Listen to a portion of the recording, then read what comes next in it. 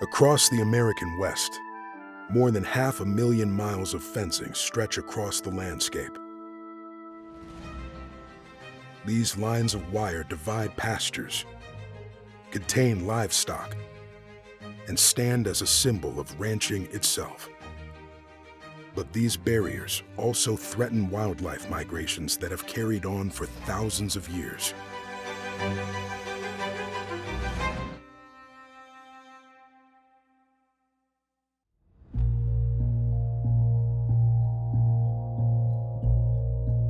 Fencing is a very important tool for ranching.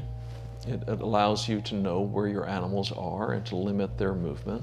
But in the Yellowstone ecosystem, we have these migratory ungulate populations like pronghorn and mule deer that move 150 miles one way in the fall and then return in the spring migration. And every fence crossing is an opportunity for them to be delayed, to be injured, or in worst case scenario, trapped and die. At times it could be up towards thousands of animals migrating at once. The pronghorn, the mule deer, the elk. Sometimes this fencing on the landscape restricts that access, and that restriction of access can sometimes mean the difference between survival and not surviving. Here's an example of a standard fence. They're all barbed wires. And as deer or a moose go over it, they hook the second wire and twist their leg up in the fence, and they'll be caught. And then also, as you look down at the bottom wires, it's virtually impassable for an antelope. For generations, standard fencing has been a defining feature across the Yellowstone ecosystem. Now, understanding a critical need for change, the Ricketts Conservation Foundation is teaming up with ranchers, government agencies, and conservation groups to reimagine the very boundaries that shape the West.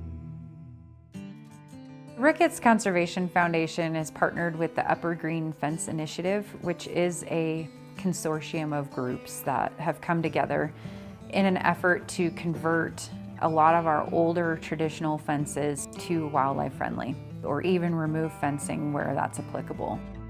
This year, we're hiring a technician that will assist the Wyoming Game and Fish Department fence program manager in their efforts specific to the Hoback Basin for inventory of fences.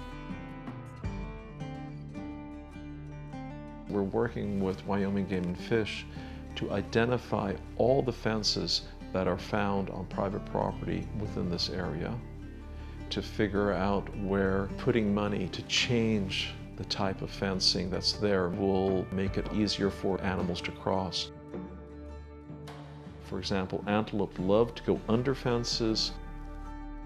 Adult mule deer and elk prefer to jump over them.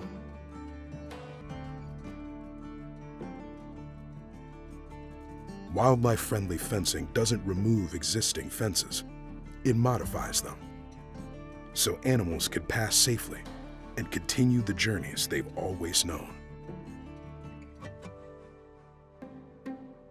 There's many different forms of wildlife-friendly fencing. Some of the main things that we consider when it comes to wildlife-friendly fencing is the wire spacings and visibility. One way to make a wildlife-friendly fence is to make sure that the top wire is not barbed wire, that it's smooth wire. So that means that when an animal jumps over, it doesn't run the risk of injuring itself.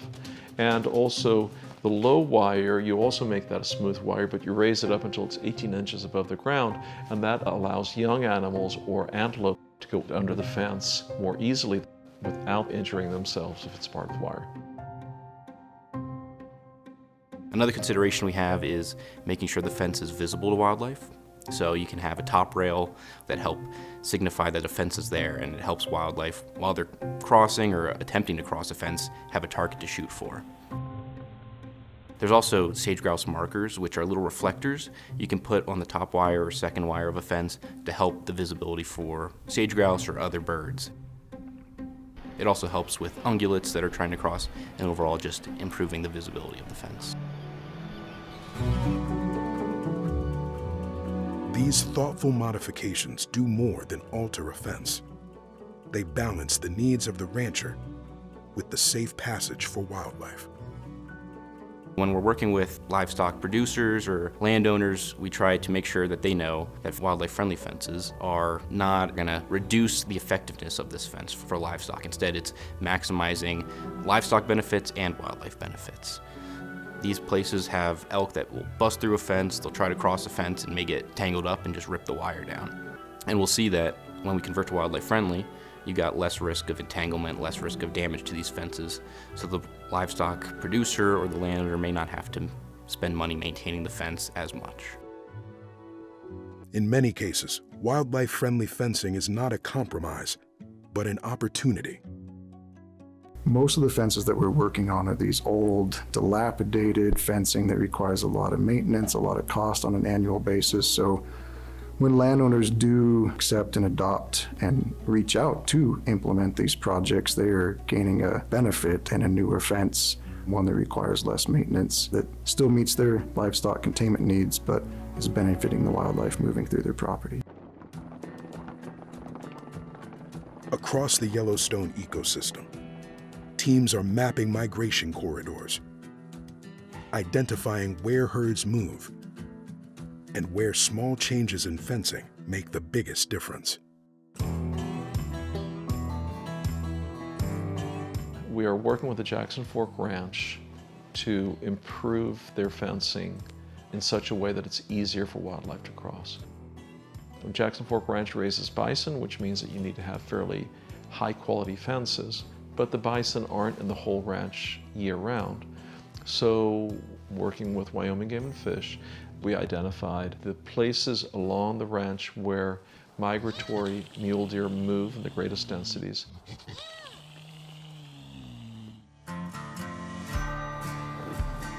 On the Jackson Fork Ranch, this last summer, we implemented drop-down fencing. Knowing that our fences are pretty impassable, we had some welders come in and make some adjustments to the fence. Every other post has this rebar attachment welded on. You just remove this cap, lift up on this. And so we did every other one because it allowed us the greatest flexibility to put the fence back up and to take it down.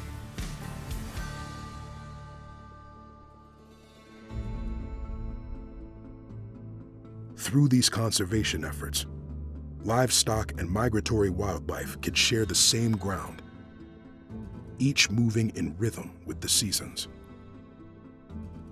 We had a really tough winter in 2022 to 2023, especially for pronghorn. We had about a 50% decline in the population in western Wyoming, and in places in the Upper Green it was pushing upwards of 75%. So it's been a pretty devastating time for them. Luckily, they've been rebounding, and the fence work that we can do to help support them is only beneficial. We have images and videos of animals going through some of the fences that we have improved. It's a good feeling when you convert that fence and you see that movement beginning again.